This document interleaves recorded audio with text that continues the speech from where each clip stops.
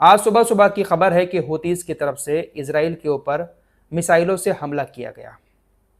ये तमाम जगहें आपको जो दिखाई दे रही हैं, रेड अलर्ट जारी किया गया, यहाँ पर सायरन बोलना शुरू हो गए और इजराइल के अंदर जाकर हूतीस की कुछ मिसाइलों ने हिट भी किया। यानी हूतीस का जो हमला था वो कहीं ना कहीं थोड़ा सा कामयाब हुआ। खबरें ऐसी आ रही हैं, आर्मी रेडियो ने एक मोसाद अधिकारी के हवाले से बताया कि आज हूती हमलों के परिणाम स्वरूप जनरल स्टाफ हेडक्वार्टर में कई लोग हताहत हुए हैं। हूतीस तकरीबन 2000 किलोमीटर दूर बैठे हैं इसराइल से, लेकिन हर हमले का पलट का जवाब जरूर देते हैं। आसपास के जो देश हैं, जो डरपोक बनकर बैठे हुए हैं, कितना भी प्रेशर इसराइल जैसे जॉर्डन, मिस्र जैसे देशों के ऊपर डाल लेता है, लेकिन इनकी हिम्मत नहीं होती कि पलटकर कोई जवाब दे सके। बयानबाजी बहुत ज्यादा होती रहती है कि गाजा में जो कुछ हो रहा है बड़ा खतरनाक है, इसका इसराइल को जवाब देना होगा, ये कर देंगे, वो कर देंगे। बहुत सारी बयानबाजी होती रहती है। जैसे तुर्की ने आज फिर बयान जारी किया। तुर्की ने कहा कि मानवता की खातिर इसराइल के साथ पूरा युद्ध छेड़ने के अलावा कोई और ऑप्शन नहीं है। तो इस तरह की बातें तुर्की तो हमेशा करता रहता है। बयान जारी करने में ना कोई पैसे लगते हैं, ना किसी का प्रेशर होता है। हमेशा पूरा युद्ध छेड़ने की बात तुर्की करता रहता है, लेकिन करता कुछ नहीं है। फिलहाल गाजा के ऊपर इसराइल की बमबारी लगातार जारी है। आज ये जो रात गुजरी है, इस रात में इसराइल ने भयानक बमबारी गाजा के ऊपर की। जहां पर लोग रह रहे थे उन इलाकों में बमबारी की खबर सामने आई। इसराइल की सेना आधी रात में लगातार रिहायशी इलाकों में बमबारी करती रही और डरे सहमे लोग अपनी जान बचाकर इधर उधर दुबके रहे। इजरायली सेनाएं गाजा के बरकत शेख रदवान इलाके में लगातार हवाई हमले कर रही हैं। समुद्री और तोपखाने से बमबारी की जा रही है। विस्फोटक रोबोटों का इस्तेमाल किया जा रहा है और शहर पर टनों बम बरसाए जा रहे हैं। अपनी जान बचाने के लिए लोग इधर उधर दुबक रहे हैं, लेकिन फिर भी 112 फिलिस्तीनी मारे गए। इन हमलों के दौरान इजरायली ड्रोन उत्तरी गाजा के शेख रदवान क्लिनिक में एम्बुलेंस और मेडिकल टीमों पर भी आग लगाने वाले बम गिरा रहे हैं। मतलब हर वो काम किया जा रहा है जिससे फिलिस्तीन की जिंदगी तबाह हो जाए। इजराइल इतना सब कुछ किस लिए कर रहा है? वो अपने बंदूकों को नहीं छुड़ाना चाहता, बल्कि पूरी तरीके से गाजा को कब्जा करना चाहता है। अगर सिर्फ बंदूकों को छुड़ाना मकसद होता तो कोई ना कोई डील अब तक हमास के साथ कर ली गई होती।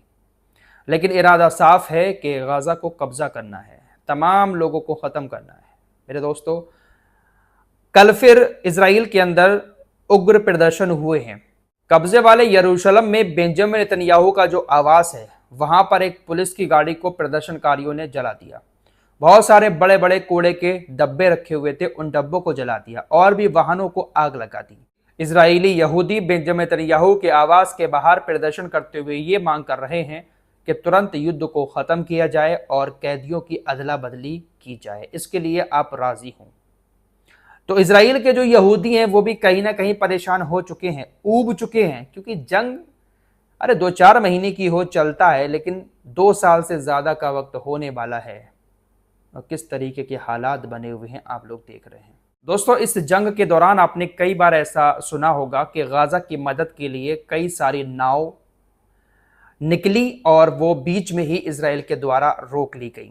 एक बार फिर से फ्लोटिला में सवार होकर कुछ यूरोप के एक्टिविस्ट गाजा के लिए निकले हैं। गाजा की तरफ बढ़ने की कोशिश की जा रही है, लेकिन एक बार फिर से शायद उनको इजराइल के द्वारा रोक लिया जाए। अब इन सभी एक्टिविस्ट ने यूरोपीय देशों को धमकी दे दी है, चेतावनी दे दी है कि अगर 20 समुंदर के अंदर फ्लोटिला का 20 मिनट के लिए भी कांटेक्ट खत्म होता है, हम अगर 20 मिनट के लिए भी गायब होते हैं तो हम पूरे यूरोप को बंद कर देंगे। हम सब कुछ बंद कर देंगे, बच्चे और बड़े सभी लोग सड़कों पर उतरेंगे।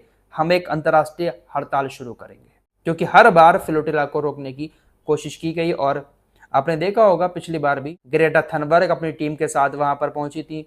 इजराइल की सेना ने उनको भी अरेस्ट कर लिया था और वापस अपने अपने देश भेज दिया। इस बार धमकी दी है, और लेकिन इजराइल इस बार भी रोक लेगा। गाजा तक किसी को पहुंचने नहीं दिया जाएगा। एक खबर आप लोगों को बता चुका हूं कि अमेरिका ने तमाम फिलिस्तीनी नेताओं के वीजा पर रोक लगा दी है। अमेरिका के अंदर यूनाइटेड नेशंस का जो प्रोग्राम होता है उसमें फिलिस्तीनी नेता शामिल नहीं हो पाएंगे। इसको लेकर फ्रांस के राष्ट्रपति इमैनुअल मैक्रों ने अमेरिका से नाराजगी जताई है कि अमेरिका ने ये जो किया है वो बहुत गलत है। तो ये साहब भी ऐसे बयान देते रहते हैं जैसे ये फिलिस्तीन के कितने सपोर्ट में हैं, लेकिन चलते अमेरिका और इजराइल के कहने पर ही हैं, क्योंकि अमेरिका ने इन तमाम देशों को अपना गुलाम बना रखा है। डोनाल्ड ट्रंप ने एक बार फिर से कहा, क्योंकि अब दुनिया थोड़ा सा अमेरिका से अलग हो रही है। रूस के राष्ट्रपति व्लादिमीर पुतिन, चीन वाले राष्ट्रपति या किम जोंग उन, हमारे देश के प्रधानमंत्री, तमाम दुनिया के नेता अब एक अलग तरीके से मीटिंग कर रहे हैं। हाल ही में 3-4 दिन के अंदर बहुत कुछ दुनिया में ऐसा हो गया जहां पर रूस, चाइना और उत्तर कोरिया, भारत जैसे देश एक साथ नजर आए, और ये चीज कहीं ना कहीं चुभ रही है डोनाल्ड ट्रंप को। बयान दिया कि अमेरिका के बिना दुनिया मर जाएगी, अमेरिका के बिना किसी देश का कुछ नहीं हो सकता, अमेरिका के बिना हर कोई मर जाएगा। ये जो टैरिफ खेल रहे हैं डोनाल्ड ट्रंप, इसको लेकर भी कहा कि मैंने जो टैरिफ लागू किए हैं, इन तमाम टैरिफों ने अमेरिका को बहुत ज्यादा शक्तिशाली बना दिया है। मैं गलत काम नहीं कर रहा हूं, बल्कि टैरिफ लगाकर अमेरिकी लोगों का भला कर रहा हूं। ट्रंप इस वक्त न जाने क्या सोच रहे हैं, दुनिया समझ ही नहीं पा रही है। भारत के ऊपर टैरिफ लगाकर भारत को डराया, लेकिन भारत ने तेल लेना बंद नहीं किया है। भारत को भी दिख रहा है कि रूस, चाइना, उत्तर कोरिया जैसे देश अगर साथ हैं, दोस्त बन रहे हैं, तो अमेरिका के चक्कर में इनसे क्यों दोस्ती तोड़ी जाए। हर कोई अपना फायदा देखता है, लेकिन अमेरिका चाहता है कि हर कोई हमारे नीचे दब कर रहे। फिलहाल ऐसी खबरें आ रही हैं, तमाम सोशल मीडिया पर चल रही हैं कि व्हाइट हाउस के अंदरूनी सूत्रों ने बताया है कि डोनाल्ड ट्रंप का जो स्वास्थ्य है वो ठीक नहीं है। डोनाल्ड ट्रंप हमेशा स्वर्ग की बातें करते रहते हैं, थोड़ी हेल्थ उनकी ठीक नहीं है, ऐसी चीजें चल रही हैं सोशल मीडिया पर। आइए अब थोड़ी सी बात ईरान के परमाणु ठिकानों की भी कर लेते हैं। आपको मालूम ही है कि हाल ही में क्या कुछ हुआ है ईरान के परमाणु अड्डों को लेकर, किस तरीके से वहां पर हमले किए गए। टेलीग्राफ ने अब एक रिपोर्ट छापी है ईरान के परमाणु ठिकानों को लेकर। कहा गया है कि बहुत ज्यादा सुरक्षित अंडरग्राउंड परमाणु ठिकाने ईरान ने बना लिए हैं। दोस्तों, नतांज परमाणु सुविधा का नाम आपने सुना होगा। तो कहा गया है कि नतांज के पास एक जगह है जो 160 मीटर गहरी है। फोर्डो परमाणु अड्डे का नाम भी आपने सुना होगा। टेलीग्राफ ने कहा है कि ये जो नतांज के पास अब जगह बनाई गई है 160 मीटर गहरी, ये फोर्डो परमाणु अड्डे से भी दोगुनी गहरी है। दोस्तों, ईरान ने अपने परमाणु ठिकाने जो हैं वो अंडरग्राउंड बना रखे हैं।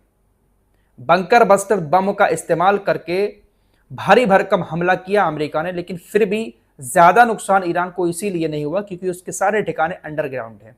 जैसे हुतीस के ऊपर हमले होते हैं, उनको नुकसान नहीं होता है क्योंकि पहाड़ियों के बीच में अंडरग्राउंड उन्होंने अपने सारे ठिकाने बना रखे हैं। टेलीग्राफ ने लिखा कि भारी भरकम बंकर बस्टर बमों का इस्तेमाल करके भी हमला किया, लेकिन इसके बावजूद भी फोर्डो और जो और आसपास के जो परमाणु ठिकाने थे वो झेल गए उन हमलों को। लेकिन ये जो ठिकाने अब बनाए जा रहे हैं ये उनसे भी दोगुने गहरे हैं। तो ईरान कहीं ना कहीं सेफ गेम खेल रहा है। फिलहाल ईरान भारी भरकम हमलों के बाद भी इन लोगों से दबा नहीं, और अभी भी ईरान अपने परमाणु प्रोग्राम को लेकर आगे बढ़ रहा है। इस रिपोर्ट में इतना ही। कुछ और खबरों के साथ फिर हाजिर होऊंगा। अपना ख्याल रखिएगा। अल्लाह हाफिज।